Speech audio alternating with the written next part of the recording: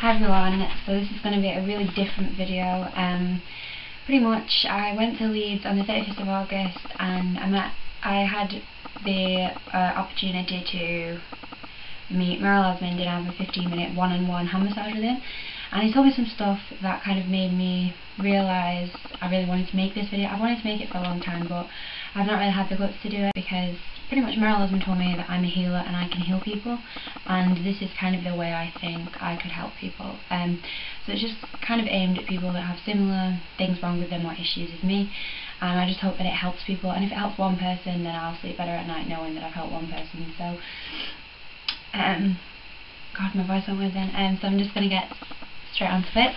Okay, so pretty much this video is about mental health and mental illness, I guess. So it's a very taboo subject, but genuinely I've been through a lot, and so I know that I felt alone and like nobody else has what I have and no one understands, and I want other people out there to realise that, you know, I understand. And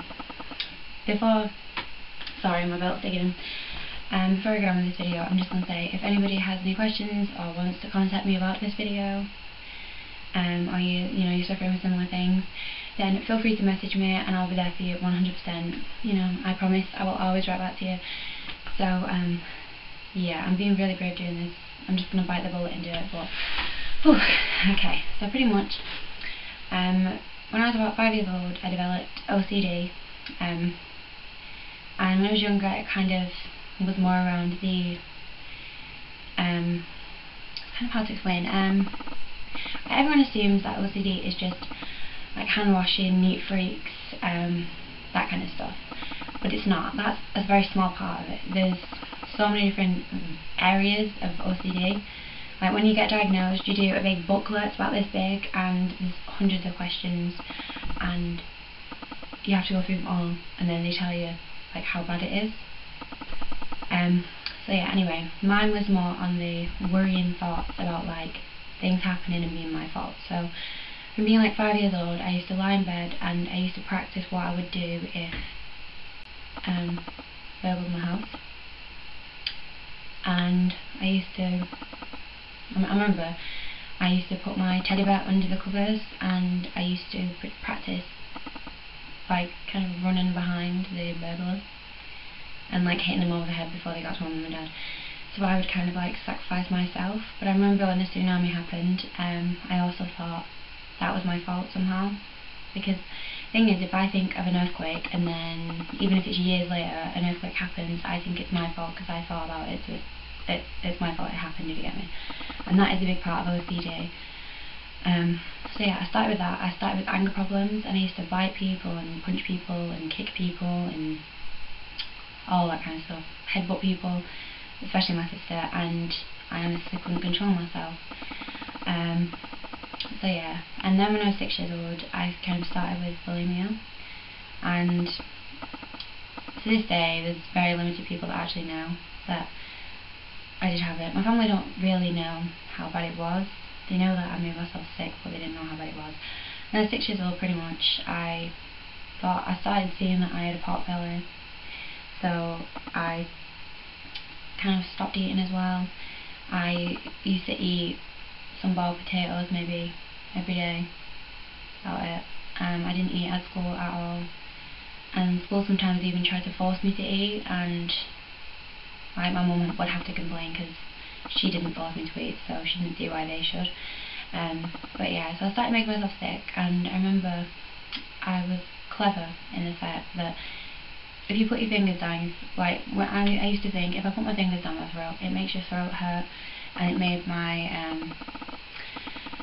voice sound croaky a lot. And I thought, I was so worried that people would realise what I was doing and stop me, so I started eating my own hair to throw up.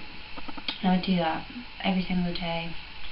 No matter what I ate, I would just throw it up, and I did that for a few years, and then I kind of stopped myself. I did occasionally make myself sick, so it was bad till I was about 8 or 9, and then it got bad again when I was about 11 and 12, and then it was okay when I was 13, went bad again when I was 14, was okay for a bit when I was 15, and then it went bad again when I was 16.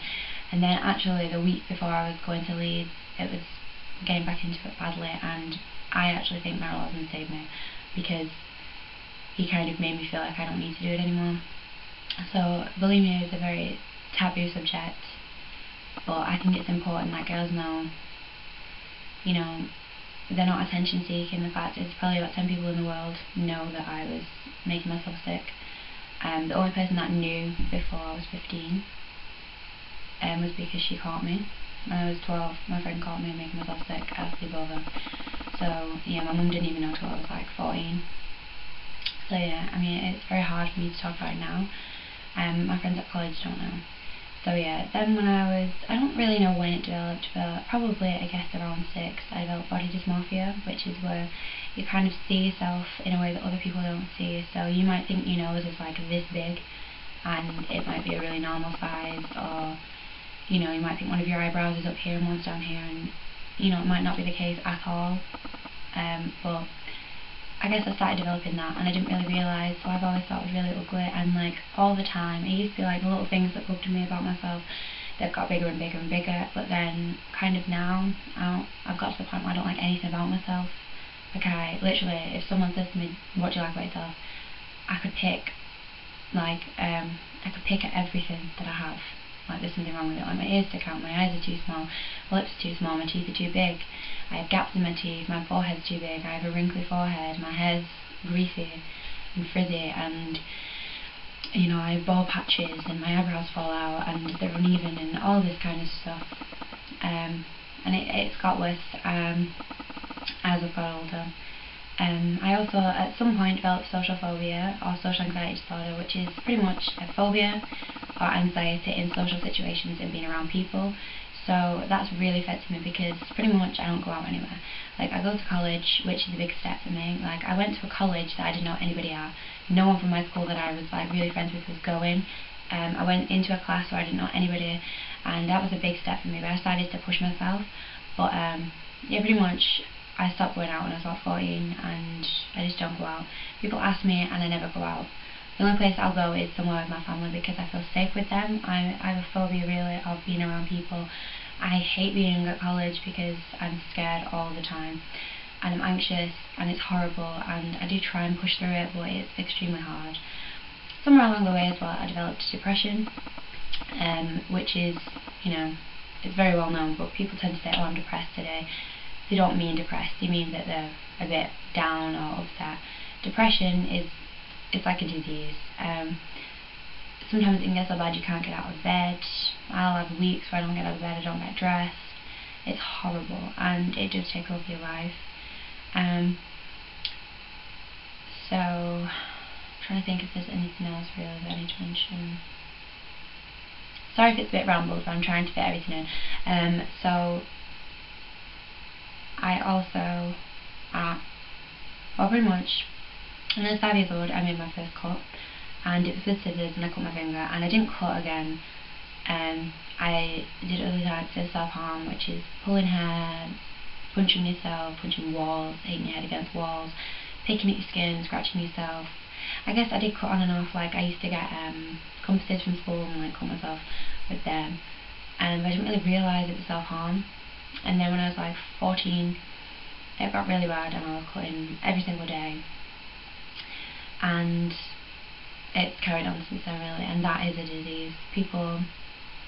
That's a very taboo subject, and literally not many people know about that. It's hard to kind of hide it, because I wear long sleeves all the time, because I don't want people to see, because I know that they'll judge and they'll think it's attention seeking. But the fact is, I've been doing it for 3 years and hardly anyone's even noticed. Because you do get good at it, and you get good at hiding it.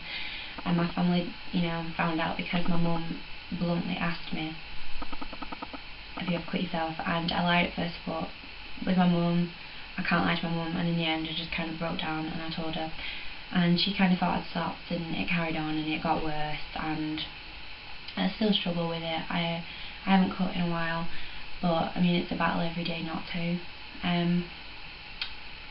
But I did start seeing a counsellor when I was 14. I got referred through my doctors to Connections, which is like a youth service for under 19s, and pretty much I went once, and the weird thing was she wouldn't let my parents come in with me, and a counsellor, the first time you go, they're supposed to let your parents come in with you if you want them to, and I wanted mine too and she wouldn't let me, so I was kind of uncomfortable, but she seemed okay. And then I went again like a week later, and it was so bad. She told me OCD doesn't exist and that I should just make myself better, and it got so bad that I cried, stormed out, and I said to my mum and dad I'm never going back again, and I didn't. So we went back to the doctors and I got referred to CAMS, which is Children and Adolescent Mental Health Service, which is at the hospital. And at first I started seeing a counsellor, and so I was talking to her, and she was like, well, I think the best thing is to send you for CBT, which is cognitive behavioural therapy, which is therapy that sort of tries to change the way you think about things. So instead of thinking if someone's trying to kill you, you think, no, they're not, they might not be, it might be that they're looking at me because I look nice or something like that. So I went for that, and I went for that for like a year and a half, 2 years, and to be honest with you, neither of them ever helped me. It kind of made me worse because it brought everything to the forefront, but then they didn't really do any therapy getting rid of it. But I did get diagnosed with all the things I've spoken about. With OCD, I was diagnosed with severe OCD because I did the booklet and I had a very high score. The only one above me was extreme, and I'm not extreme, but I'm severe. But you know, other things that kind of affected me. I started drinking at 11 years old, and I would drink a lot from being 11 to being 14. I would drink every day, and people don't know that. My family probably don't even really know that. They know I drink a lot, but they don't know how much. I would drink every day, and it kind of became a way of life, and it wasn't just with my friends, it was on my own, and that kind of was my way of dealing. But we didn't really touch on that at the counselling. Like, I had kind of a lot of things, and they never really focused on that much. They missed a lot of it out. But you know, I also kind of had post-traumatic stress disorder because I found my grandma dead when I was 10. So yeah. But at my counselling, they decided to start me on antidepressants when I was 16. So I was on citalopram, which is, I can't remember how much I was on, but they put the dosage up 3 times, but then they decided citalopram supposedly causes heart problems, so you can only give you a certain amount, so they had to lower it, but it didn't really work for me. So they switched me to sertraline, and at first I was on 50 milligrams even, and I was taking that for a little bit, but I wasn't really taking it properly, but it wasn't really doing much, so she upped it to 100 a couple of weeks ago, and I can say I've noticed some positive changes, but I wasn't really taking it again. But when I met Merrill, he told me that he takes antidepressants, and I kind of thought it was a sign of weakness to have to take antidepressants. I wanted to do it without, but he told me that he has to take them and he's been taking them for a long time, and that sometimes the only way to get better is through medication.